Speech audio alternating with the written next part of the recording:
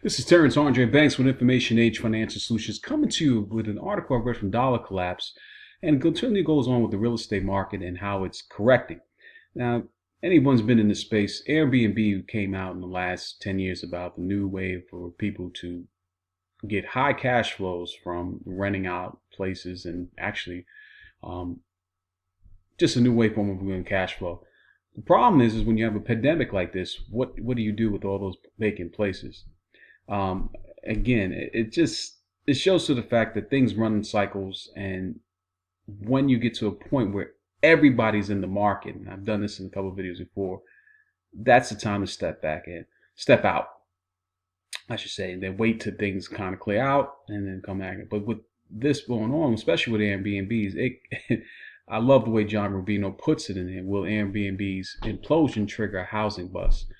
I'm gonna put a link inside the description as always.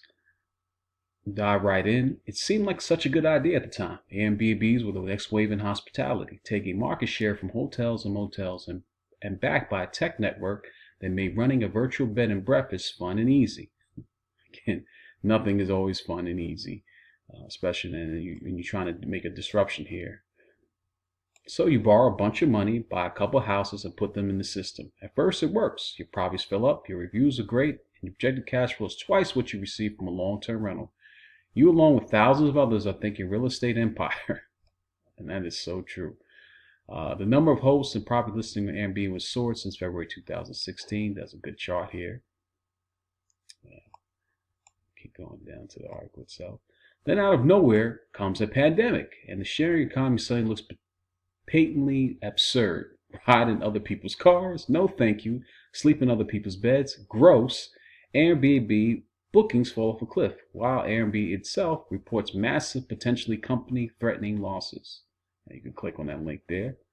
Locked out, weekly Airbnb bookings contracted sharply in the U.S. as the country moved to contain the coronavirus. And even after the coronavirus is over, and we get kind of, not over, but get a kind of a handle of it, how many people are still going to be willing to go sleep in other people's places, especially with the new climate that pandemics could come about again. So you can see numbers here and how to drop down dramatically in just a couple of months. And just like that, your cash flow turns into cash burn, big time. Now, what do? You already have a house of your own, so you can't make monthly payments and know with which to do it. So well said. And I'm defying things on YouTube and everywhere else. YouTube can be the next real estate, not realizing that it costs so much cash to keep real estate going. And you have to be very careful, and your financial intelligence needs to be at its highest, especially dealing with this. And no one seemed to, especially in markets, and anyone I came across that had any experience from 2008. Whereas myself, that's changed my life because I just had to reshape everything that I was doing. And I had to lay off staff and stuff like that, and contractors I've known for years. And that was my financial wake-up call. And this was way back in 2008. It seems like a distant memory.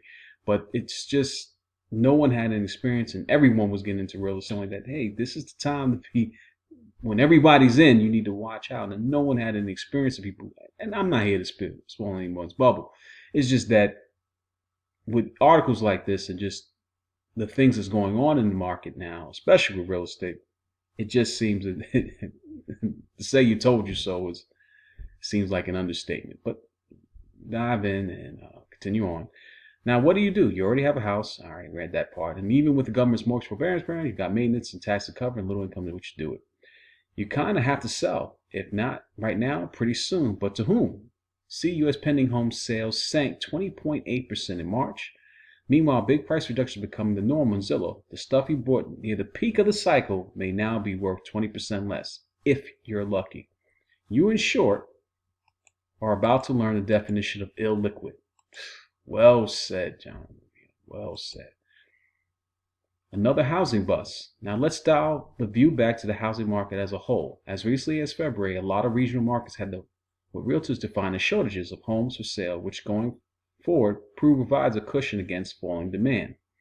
But what was with this thousands of would-be Donald Trump snagging up Airbnb worthy rentals in hot markets? Remove that future demand, because who in their right mind is buying Airbnb rentals today?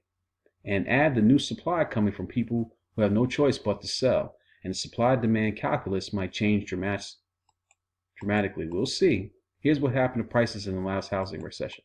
I love where people who've been around for the last housing recession, you can then point to these different things, because a lot of people, a lot of newfound real estate gurus only had their particular peak after 2010 and 2011. They do not have enough experience to weather through those particular storms. So we're going to see how that plays out. Because credit was been given to everyone since the last 2010, and anyone and everyone can get inside the market until the market crashes now and the lenders became back to the census and credit tightens up, because as it should be. So look at the drop down here. And this is good because it gives people a good memory, especially things like myself. And the only reason I'm spending so much time on this is because I had to eat a lot of crow from people saying that, hey, this time is different. Why you not back in? When at the height of the market, this is just a year or two ago. And I'm like, hey, you should just fall back a little bit. I just had, some experiences from before. And I love when John Rubino points to the chart for me. It's a quick article. Gave my little 2 cents, probably more than really is needed. But take a look at it. I'll put a link inside the description as always. Be safe. Do things differently. Think things differently. And if this video has been any value to you, please subscribe. Leave some comments. Smash that button for the like. And be updated with new videos that I'm putting out. Until my next video, I'm out.